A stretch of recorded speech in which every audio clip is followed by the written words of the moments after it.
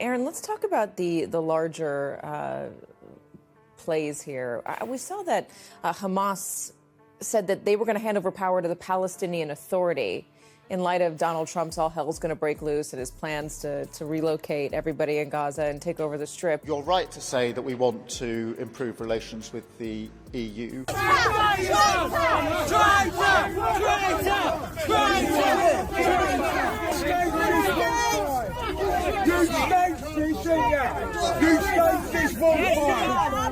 I was not saying that Israel had the right to cut off water, food, fuel or medicine. Cutting off power, cutting off water, Well, I think that Israel does have that right. My granddad would be turning in his grave. These were the words of a lifelong Labour supporter after Keir Starmer's recent speech. But what could have prompted such a strong reaction? In this video, we'll take you inside the event that saw Starmer booed and heckled by his own supporters. From Gaza to Brexit, we'll uncover the series of missteps that led to this unprecedented display of anger towards the Labour leader. Before we move on, I'd like to ask you a small favour. If you appreciate this content, please take a second to like this video and subscribe to the channel. Over 98% of you watch the videos without subscribing. It costs you nothing, but it makes a huge difference to us. So, did you click the subscribe button? Great. Thank you so much. Now,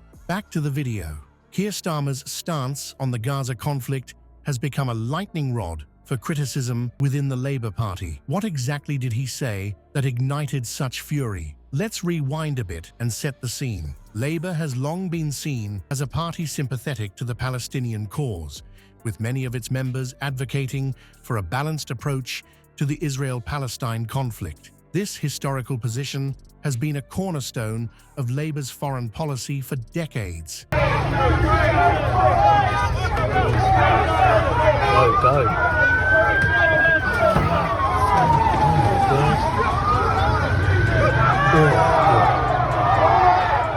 Where in fact you had the Lebanese government governing and interacting with the international community. Hezbollah retained its military power and its force. Hey, you staged it! You staged it! Staged it! You staged it! To those Labour voters who said their grandparents would turn in their graves, but they couldn't trust us with high office. How many more children have died on our streets, Prime Minister? How many more children? How many more children, Prime Minister? Are we going to do something?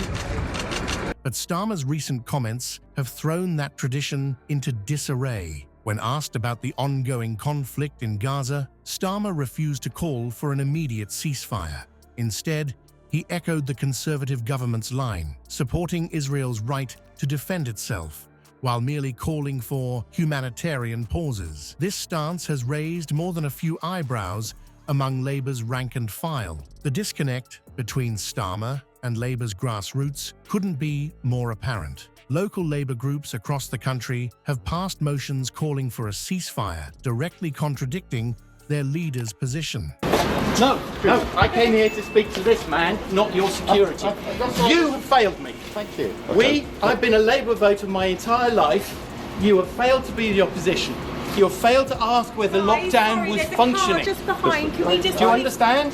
Shall we go on in? Thousands of people have died because you have failed to do your job and ask the real question. Young Labour, the party's youth wing, has been particularly vocal in its criticism, accusing Starmer of betraying Labour's values. But it's not just party activists who are up in arms. Starmer's words have had a seismic impact on Muslim voters, a crucial demographic for Labour. In areas with large Muslim populations, Labour councillors have reported a surge of constituents threatening to withdraw their support. One Labour MP from a diverse London constituency said, "I've never seen anything like it. People who voted Labour all their lives are telling me they can't do it anymore." The repercussions don't stop there. Young supporters who flocked to Labour under Jeremy Corbyn's leadership are also feeling alienated. University Labour clubs have seen members tearing up their membership cards in protest. This exodus of young, energetic supporters could have serious implications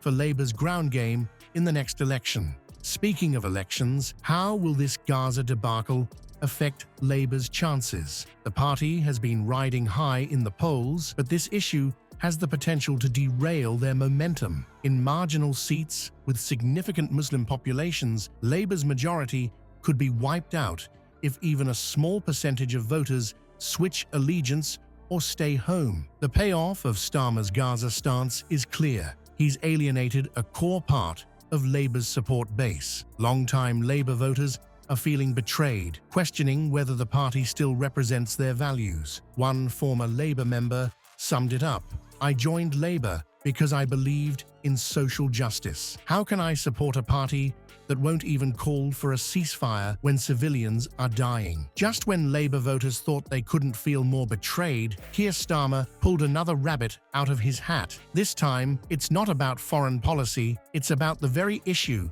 that defined British politics for years. Brexit, the political earthquake that shook the nation to its core, has come back to haunt Starmer, and his latest stance on the matter has left both Leavers and Remainers scratching their heads in disbelief. Remember when Starmer was the poster boy for the People's Vote campaign? He stood shoulder to shoulder with die-hard Remainers, promising to give the public a second referendum. His impassioned speeches about the dangers of Brexit won him admiration from pro-EU Labour members. But now, it seems those same supporters are wondering if they've been sold a bill of goods. In a shocking turn of events, Starmer recently declared that it's time to move on from Brexit. He's ruled out rejoining the EU, the single market, or even the customs union. The Israelis aren't going to accept that. The Americans, under Donald Trump, he's not going to accept that. Because old people are dying. Do you see this graph? The last time we had this much death was 2008.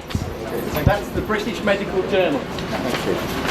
To those who reluctantly chose the Tories because they didn't believe that our promises were credible.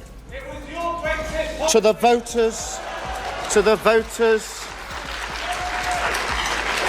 voters that thought we were unpatriotic or irresponsible. Time to change, Starmer. Come on, needed. How many more children? Is it mine next? We're going to stand up for our children. That. Bye-bye. This isn't just a slight pivot, it's a complete 180-degree turn that has left many Labour supporters feeling dizzy and disorientated. The reaction from both sides of the Brexit divide has been nothing short of explosive. Remain supporters feel betrayed, their hopes of closer ties with Europe dashed by the very man who once championed their cause. Meanwhile, Leave voters are eyeing Starmer with suspicion, wondering if this is just another political ploy. After all, how can they trust a man who's changed his tune so dramatically? This Brexit U-turn isn't just about policy, it strikes at the heart of Labour's credibility. How can voters trust a party whose leader seems to change his principles as easily as he changes his suit? It's a question that's being asked in living rooms and pubs across the country. The impact on Labour's electoral chances could be severe. In Leave voting areas, particularly in the Red Wall of northern England, Starmer's past as a Remainer still lingers like a bad smell. His attempts to rebrand as a Brexit convert are being met with skepticism. Meanwhile, in metropolitan Remain strongholds, there's a palpable sense of disappointment. Many are wondering if the Green Party or the Liberal Democrats might better represent their pro-European views. In a stunning twist, Starmer's latest speech took an unexpected turn when he heaped praise on none other than Donald Trump. The Labour leader, once a vocal critic of the former US president, now lauded Trump's strong leadership and economic vision. This jarring about-face left many Labour supporters reeling, wondering if anything remained of the party's core values. As the dust settles on Starmer's controversial address, the future of Labour hangs in the balance. Can the party survive such a seismic shift in ideology, or will this latest betrayal be the final straw for its long-suffering base? One lifelong Labour voter, 68-year-old Margaret from Manchester, summed up the mood. "I've stood by Labour through thick and thin, but this feels like a slap in the face. It's like Starmer's forgotten everything we ever stood for. I just don't know if I can support them anymore."